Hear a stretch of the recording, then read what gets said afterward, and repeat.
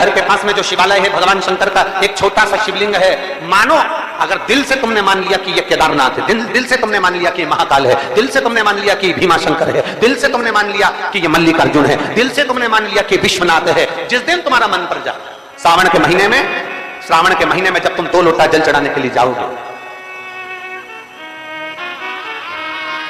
श्रावण के महीने में जब तुम 2 लोटा जल चढ़ाने के लिए जाओगे और 2 लोटा जल तक तुम अपने हाथ में लेकर चढ़ाओगे, जिस दिन तुम्हारा चित्त में मन में आ जाए कि आज मैं विश्वनाथ नहीं गई हूं, मैं सावन के महीने में मैंने विश्वनाथ का दर्शन नहीं करा है, सावन के महीने में मैं काशी नहीं गई, सावन के महीने में मैं गंगा के घाट पर नहीं गई, जिस दिन सावन के महीने में तुम्हारे मन में आ जाए 2 लोटा जल लिया, शंकर जी को चढ़ाते हुए अपने मन में विचार कर लिया कि मेरे विश्वनाथ मैं तुम्हारे दरवाजे तो नहीं आ सकी, पर मेरे जल में अगर बल होगा तो इस जल को आप वहां से यहां आकर स्वीकार कर लोगे। वो विश्वनाथ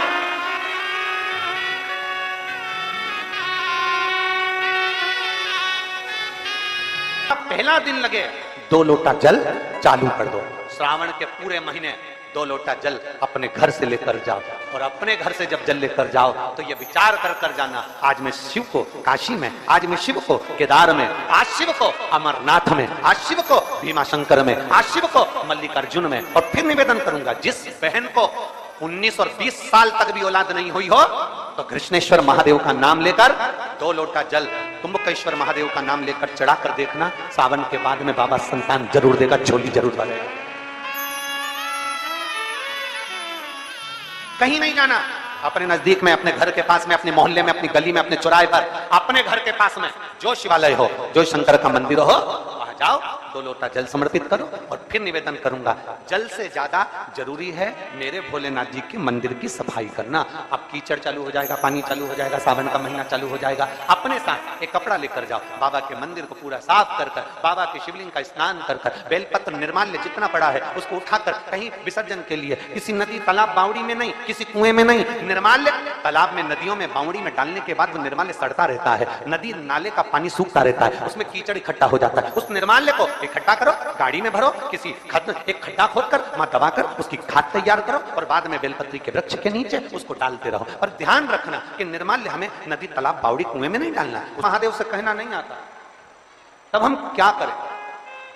तो शिव महापुराण की कथा बड़ा सुंदर बात कहती है कि जीवन में कितनी भी तकलीफ हो, कितना भी कष्ट हो, कितना भी दुख हो, जब हम एक बेलपत्र लेकर भगवान शिव को समर्पित करने के लिए जाते हैं और दिल से, हृदय से, भाव से जब एक बेलपत्र समर्पित करते हैं और 1 लोटा जल अशोक सुंदरी पर चढ़ाने के बाद हम देवदिव्य महादेव को जब समर्पित करते हैं तो ये निश्चित है हमारे दुख, हमारी तकलीफ, हमारे कष्ट को मेरा शंभू काटता जरूर है, ये निश्चित था।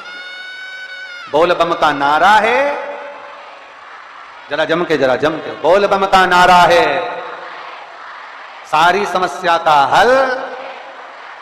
जब हमारे भीतर कोई तकलीफ होती है, हमारे भीतर जब कोई कष्ट होता है, हमारे भीतर जब कोई दर्द होता है, हमारे भीतर जब कोई दुख होता है, तब हम देवदिव्य महादेव को 1 लोटा जल समर्पित कर कर अपने हृदय की बात भगवान शिव से जरूर करते हैं। जरूर थोड़ी सी भी विषम परिस्थिति चल रही है, थोड़ा भी तकलीफ चल रही है, थोड़ा भी कष्ट आया है जीवन में, थोड़ा भी दुख, थोड़ी भी तकलीफ, थोड़ा भी दर्द, थोड़ा भी कष्ट अगर आपके जीवन में आया है तो शिव महापुराण की कथा कहती है सबसे पहले भगवान शंकर की शरणागति में जाए, भगवान शिव के पास जाए, सबसे पहले भगवान शिव के पास पहुंचे और भगवान शंकर के पास जाकर अपने हृदय से, अपने दिल से, अपने मन से, अपने भाव से भगवान शिव को अपने मन की बात देवदिव्य महादेव को कहना प्रारंभ करें।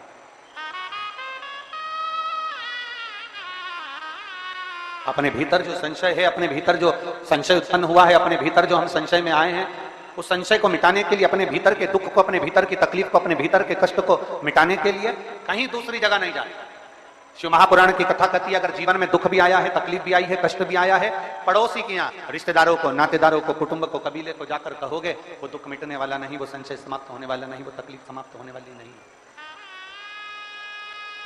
वो दुख समाप्त होने वाला नहीं है। अगर जीवन में संशय आया है, जीवन में अगर तकलीफ आई है, जीवन में अगर कष्ट आया है, तो हमें शिव की शरणागति ग्रहण कर लेना चाहिए। 1 लोटा जल हाथ में लेकर भगवान शिव से अपने दिल की बात, अपने मन की बात भगवान शंकर को जरूर जाकर कहना चाहिए। कर रहे हो, ये आपके ऊपर निर्भर करता है।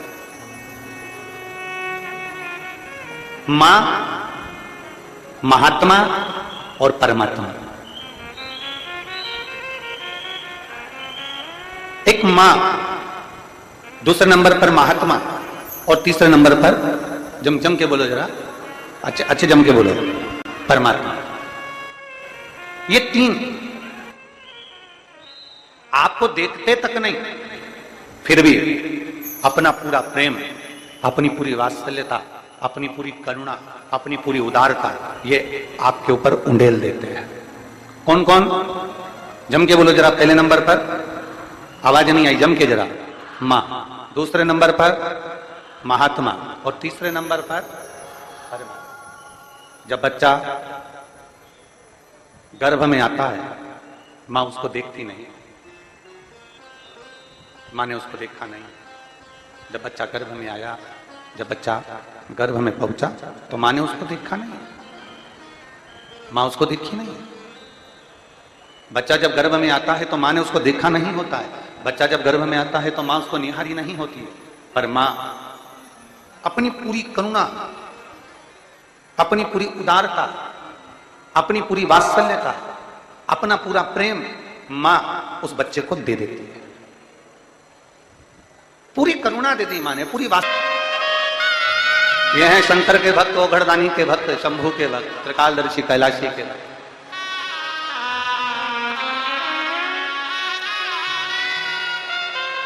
अपने नेत्रों से दर्शन करते रहते हैं। भगवान ब्रह्मा अपने नेत्रों से दर्शन करते रहते हैं, पर शंकर जी के नेत्र बंद रहते हैं, शिव जी के नेत्र बंद रहते हैं। शंकर भगवान समाधि में डूबे रहते हैं, शंकर भगवान समाधि में लीन रहते हैं। तो कई लोग, कई जिनके मुख में जो आता है, जिनके विचारों में जो आता है, वो कह देते हैं कि शंकर जी की आराधना नहीं करना चाहिए क्योंकि शंकर तो समाधि में डूबे रहते हैं, वो तो देखते ही नहीं है। पर उनको समझाना यह है कि नानू मां का चरित्र कह रहा है कि नानू मां के पिता मछली पकड़ने का जाल बनाते हैं और ध्यान नानू मां पर रहता है। एक पनिहारन पानी को लेकर जाती है, सिर पर हंडे पर हंडा, मटके पर मटका, मटके पर मटका, मटके पर मटका रखती है, चलती जाती है, पड़ोसन से बात करती है, पर ध्यान मटके पर रहता है। एक मां अपने बच्चे को लेकर बाजार में जाती है, सामान कितना भी खरीदे पर बच्चे पर ध्यान रहता है। एक पिता अपने काम में ध्यान देता रहता है। उसी तरह मेरा ओघड़दानी भले नेत्र बंद कर समाधि में डूबा हुआ हो, पर जो एक लोटा जल चढ़ाता है, मेरे शंकर का ध्यान उस पर बना ही रहता है।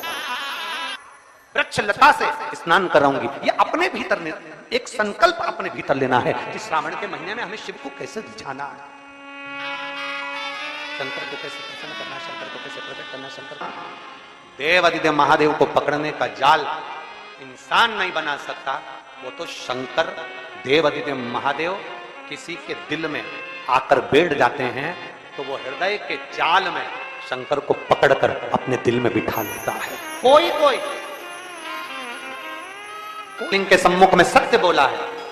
घर में जब शुभ आयोजन होगा, घर में जब शुभ शकुन होगा, घर में जब शुभ कार्य किया जाएगा, घर में जब वंश की वृद्धि हो रही होगी, घर में कोई नया मेहमान आ रहा होगा, घर में कोई आतिथ्य हो रहा होगा, कोई नया मुहूर्त हो रहा होगा, तब हे नारायण आप सत्य बोले हो, इसलिए आपकी पवित्र पूजन प्रत्येक घर में पूर्णिमा, अमावस्या, एकादशी, द्वादशी, संक्रांति आदि का दिन आपके इस स्वरूप की पूजन पूरा ब्रह्मांड करेगा और आपको लोग सत्यनारायण भगवान के नाम से पुकारेंगे। बोल सत्यनारायण भगवान की।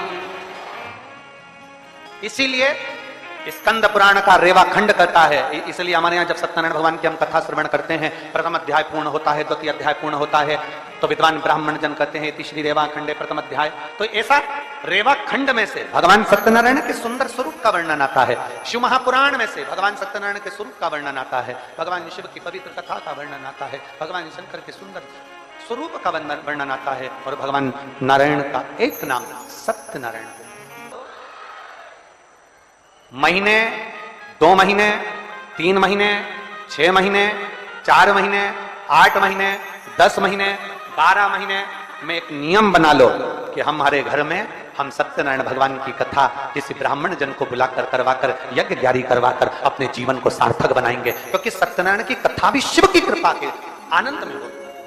कहते हैं जहां सत्यनारायण की कथा होती है वहां शंकर की भी कृपा नित्य बनी रहती है, क्योंकि शिव ने ही तो उपदेश दिया है।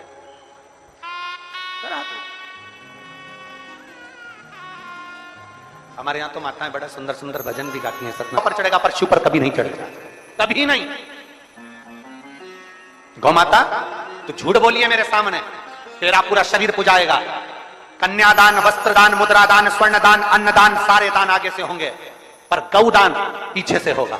गाय की पूंछ पकड़कर किया जाएगा, क्योंकि तू झूठ बोल गई मेरे सामने। सारे देवताओं की परिक्रमा आगे से, पर गौ माता की परिक्रमा पीछे से होगी। गाय की परिक्रमा आगे से नहीं होती, पीछे से चालू होकर पीछे विराम जाता। तू झूठ बोल गई मेरे सामने। गौ माता तू जगत की मां कहलाती है। गाय माता भी कहती है मुझे क्षमा कर, मेरे मुख से झूठ निकल गया। केतकी का फूल कहता है क्षमा करिए, मेरे मुख से झूठ निकल गया। ब्रह्मा जी क्षमा नहीं मांगे, क्षमा नहीं। ब्रह्मदेव कह रहे हैं कि आकाशवाणी झूठी है, आकाशवाणी झूठी।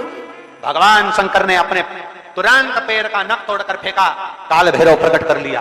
काल भैरव को आज्ञा करी ब्रह्मा का सिर काट दो। जिस मुख से वो झूठ बोल रहा, जिस मुख से वो झूठ बोल रहा।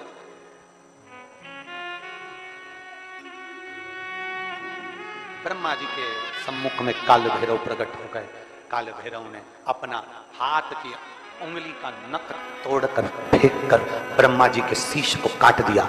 कटा हुआ सिर लुढ़कता लुढ़कता गया, उनके रक्त निकलता गया। कटा शीश भी झूठ बोलता रहा, झूठ बोलता। सत्य को प्रमाण की जरूरत नहीं होती, पर झूठ को प्रमाण चाहिए। सत्य एक दिन उजागर होता ही है, उसको कितना भी दबाया जाए। सत्य को कितना भी दबा ले, वो उजागर होगा। आज नहीं तो कल होगा, कल नहीं तो परसों होगा, आने वाली पीढ़ी को होगा, और सत्य सामने जरूर आएगा। सत्य को कोई नहीं दबा सकता। चाहे दुनिया में कितना भी प्रपंच रच लो, चाहे दुनिया में कितना भी पाखंड रच लो, सत्य को दबाने के लिए तुम सारी पूरी जिंदगी निकाल देना, पर एक दिन सत्य सत्य होता है, और सत्य दुनिया के सामने आता जरूर है। दब नहीं सकता, दब नहीं सकता। कितना दबाओगे? सत्य को कितना झुकाने का प्रयास करोगे? सत्य को कितना दबाने का प्रयास करोगे? सत्य सम्मुख है, जिसके तट पर उत्तर प्रदेश की गवर्नमेंट ने बड़े बड़े बोर्ड लगाकर रखे हैं। यह कर्मनाशा है, इसमें हाथ ना लगाइए। यह कर्मनाशा है, इसमें अगर कोई इसके पानी का छींटा भी लग जाता है तो 7 पीढ़ी में किया गया पुण्य छिन्न हो जाता है। ऐसी कर्मनाशा नदी जिस पर पक्षी भी अपनी चोंच में जल नहीं भरता, जिस नदी का जल एक श्वान भी नहीं पीता, वो कर्मनाशा आज भी बहती है। और बड़े बड़े बोर्ड लगे हैं, इस कर्मनाशा नदी का स्पर्श ना किया जाए। विद्वान, चतुर, संत, साधु, सन्यासी, तपस्वी उस कर्मनाशा नदी को कभी पार भी नहीं करते, क्योंकि कर्मनाशा के जल का छींटा लग गया तो हमारी पीढ़ी दर पीढ़ी में किया गया पुण्य समाप्त हो जाता है। कर्मनाशा आज भी जो ब्रह्मा जी के रक्त से बनी, और ब्रह्मा जी का शीश कटकर जब गिरा, भगवान नारायण ने देखा, प्रभु कृपा करिए, शिव कृपा करिए, शंकर करुणा करिए। देवादिदेव महादेव ने पूछा, नारायण ब्रह्मा जी गलती करे और क्षमा तुम मांग रहे हो, क्यों, क्या कारण है? भगवान नारायण कहते हैं, प्रभु आप क्षमा की मूर्ति हो नाथ, भोले शंभु, त्रिकालदर्शी, कैलाशी, अविनाशी। आप शांताकारम हो, आप कर्पूर गौरम हो, आप करुणावतारम हो, आप सहज सरल शांत और अपनी चित्तवृत्ति में कैलाश की शीतलता को अपने हृदय में रखने वाले हो, इसलिए आप नम्र हो। आप क्षमा कर सकते, आप क्षमा कर सकते।